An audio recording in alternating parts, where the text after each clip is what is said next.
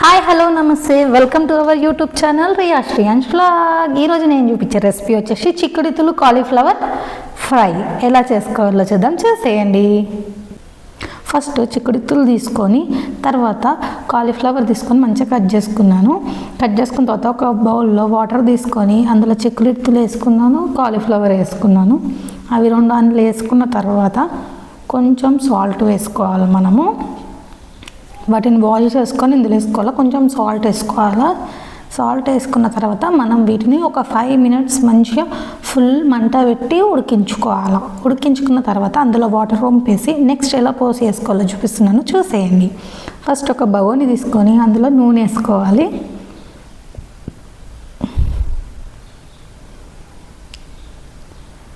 ఇందులో కావాల్సినవి టమాటాలు, ఉల్లిగడ్డ,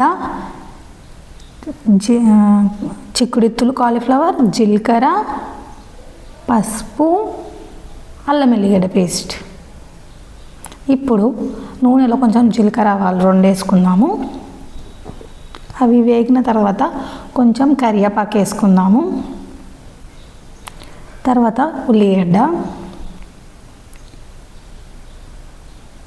వాటిని మంచిగా కలుపుకుందాము.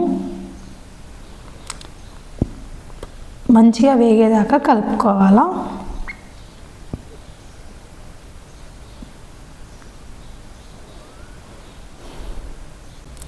అవి మంచి కలర్ వచ్చేదాకా వాటిని మంచిగా కలుపుకోవాలా.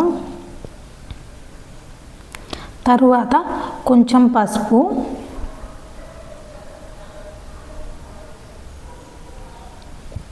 వేసుకోవాలనుకున్న వాళ్ళు పచ్చిమిర్చి వేసుకోండి. నేను పిల్లలు తింటారని చెప్పి పచ్చిమిర్చి చేయలేను, స్కిప్ చేసినాను. తర్వాత కొంచెం అల్లం వెల్లిగడ్డ పేస్ట్ వేసుకుందాం. ఇప్పుడు వీటన్నిటిని మంచిగా వేగనీయాలి.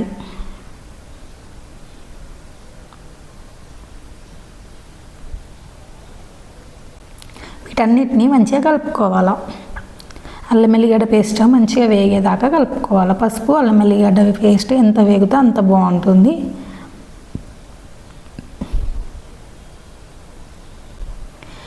ఇది వేగిన తర్వాత ఇప్పుడు నేను చిక్కుడుతులు కాలీఫ్లవర్ ఉడకబెట్టుకున్నాను కదా, అందులో వాటర్ అన్నీ వంపేసి వేసుకుంటున్నాను, చూసేయండి. ఇప్పుడు వాటిని మంచిగా కలుపుకోవాలి. మనం మొత్తం అంతా మిక్స్ అయ్యేలాగా కలుపుకోవాలి. ఇక్కడ నేను చూపిస్తున్న విధంగా కలుపుకోండి. అంతా మిక్స్ అయ్యేలాగా సాల్ట్ ఇట్లా అంతా మిక్స్ అయ్యేలాగా కలుపుకోండి. ఒక 5 to 10 minutes నూనెలో మంచిగా ఉడకనివ్వాలి. అట్లయితే టేస్ట్ పోతుంది. మనం ఉడకబెట్టిన స్మెల్ అనేది రాదనమాట. నూనెలో ఉడికితే మంచిగా అదంతా ఉడికి మంచి టేస్ట్ ఫ్లేవర్ వస్తుంది. ఇట్లా మూత పెట్టుకొని ఉడకనివ్వాలి. మన ఛానల్ని సబ్స్క్రైబ్ చేసుకొని వాళ్ళు సబ్స్క్రైబ్ చేసుకోండి, లైక్ చేయండి, షేర్ చేయండి.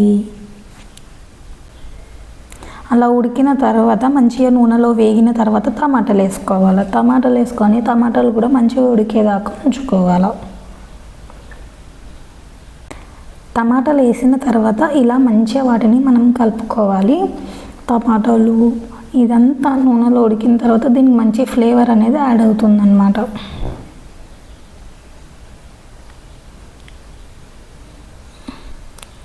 అడుగంటకుండా ఓకే కలుపుకోవాలా. వేగినాక మనకి కర్రీది కలర్ చేంజ్ అవుతుంది, చూడండి. ఇక్కడ నేను చూపిస్తున్నాను. అందులో నేను కొంచెం కారం పొడి వేసుకున్నాను, కొంచెం ధనియాల పౌడర్ కూడా యాడ్ చేసుకోండి. గరం మసాలా ఇష్టం ఉంటే వేసుకోండి, లేకుంటే లేదు. నేను పిల్లలు తింటారని మాత్రం గరం మసాలా వేయలేను, ధనియాల పౌడర్ మాత్రమే వేసాను. ఇక్కడ నేను ఏ విధంగా అయితే కలుపుకున్నానో అదే విధంగా మీరు కూడా కలుపుకోండి, అడుగంటదు. కొంచెం సాల్ట్ వేసినాను, ఫస్ట్ కొంచెం వేసినాను కాబట్టి. మన ఛానల్ని సబ్స్క్రైబ్ చేసుకొని వాళ్ళు సబ్స్క్రైబ్ చేసుకోండి, లైక్ చేయండి, షేర్ చేయండి. మనం చేసిన రెసిపీ ట్రై చేసిన వాళ్ళు కింద కామెంట్ చేయండి, ఎలా ఉందో, మీరు చేస్తే ఎలా వచ్చిందో అనేది కూడా నాకు కామెంట్లో తెలిపండి. ఇలా ధనియాల పౌడర్ వేసుకొని నేను మంచిగా కలుపుకున్నాను. గరం మసాలా కొంచెం ఘాటు ఉంటుంది కదా పిల్లలకి అని చెప్పి నేను వేయలేను. కావాలనుకున్న వాళ్ళు ఆయిల్ కూడా ఎక్కువ వేసుకోండి. ఇది అన్నంకి, చారుకి, అంచుకి చాలా బాగుంటుంది.